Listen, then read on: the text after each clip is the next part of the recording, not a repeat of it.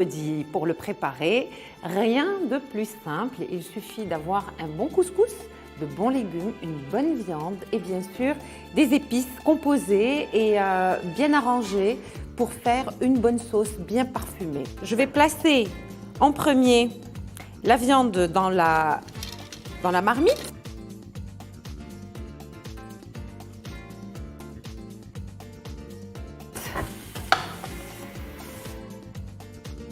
J'aime bien le couscous avec une belle sauce bien rouge. Ça va nous apporter de l'acidité et c'est très très très bon.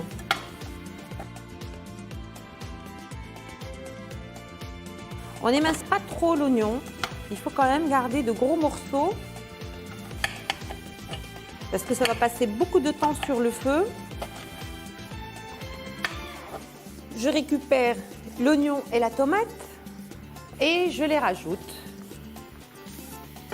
dans la marmite. Voilà. Je vais prendre du concentré de tomate et je rajoute de l'huile, un demi-petit verre d'huile.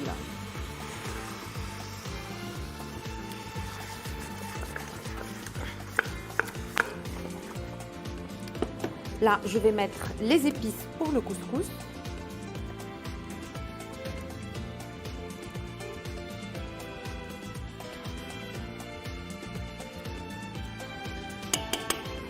Du sel.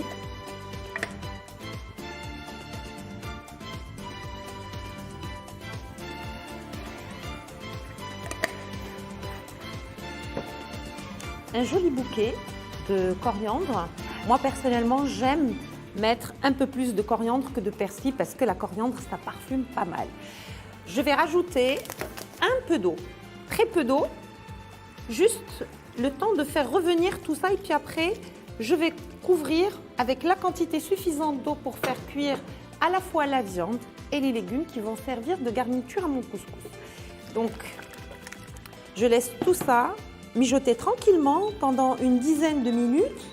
Et pendant ce temps, je vais préparer les pois chiches.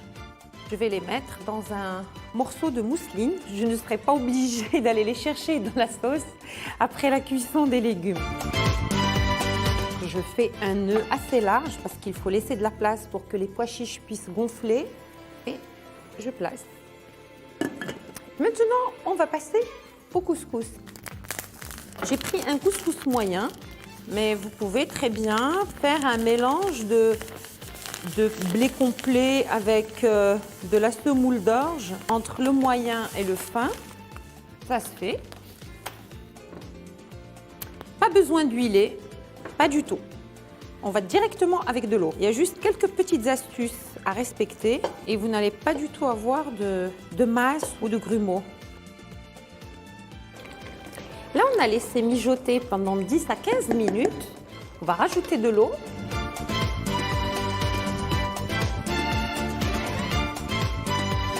Qu'est-ce que nous avons ici? J'ai du chou, j'ai des navets, deux types de navets, le navet jaune, le navet blanc, j'ai de la carotte et de la citrouille. Je vais commencer par le chou parce que le chou prend beaucoup plus de temps que le reste des légumes.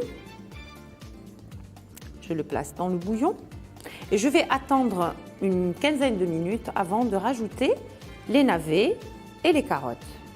Là, je vais passer au couscous, je vais le faire cuire.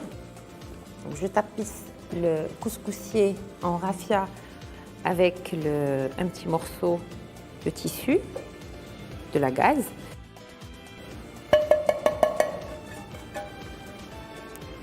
Je vais faire cuire le couscous à la vapeur pendant 20 à 25 minutes. C'est-à-dire qu'il va falloir attendre que la vapeur commence à s'échapper à travers le couscous et compter 15 minutes avant de le retirer.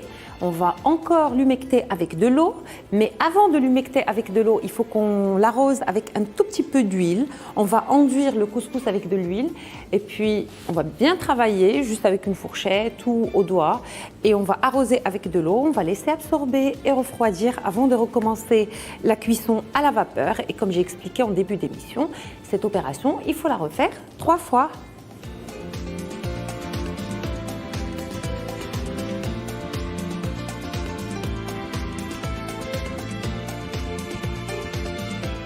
J'ai mis l'équivalent d'une cuillère à soupe d'huile et je vais travailler le couscous pour enrober chaque petit grain de matière grasse. Regardez maintenant ce que je vais faire. Je vais saler de l'eau froide.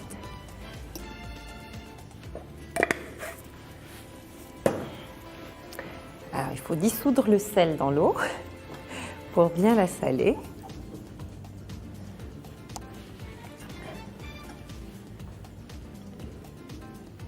On va arroser.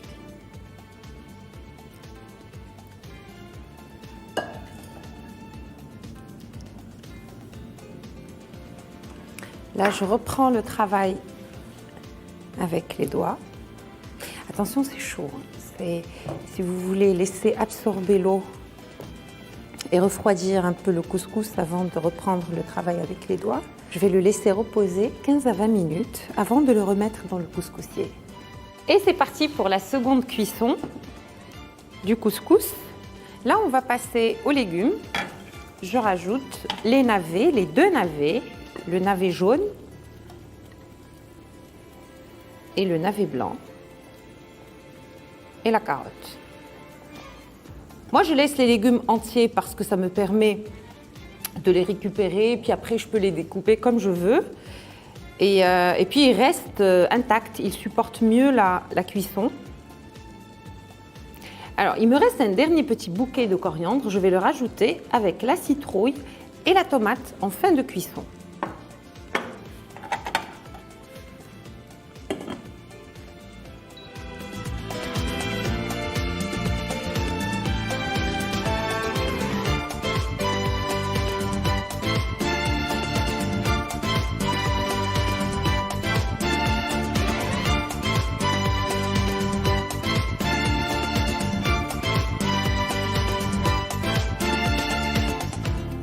Le couscous est cuit, on va le récupérer.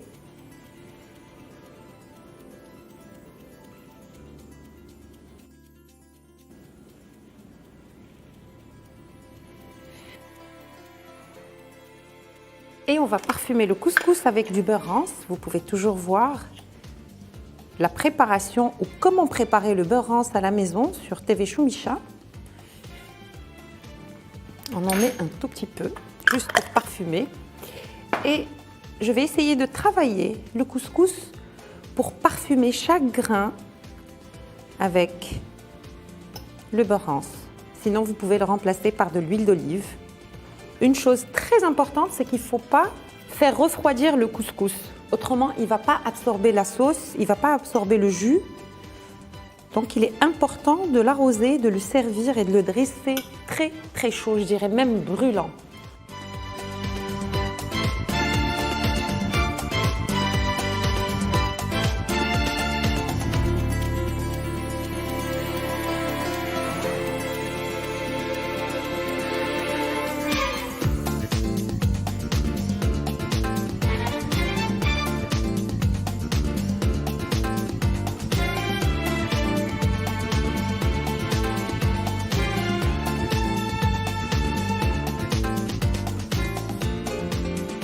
Je vous suggère de proposer le couscous ou de l'accompagner de tfaya, qui est une confiture d'oignons au raisin sec, et bien sûr du reste de bouillon de légumes.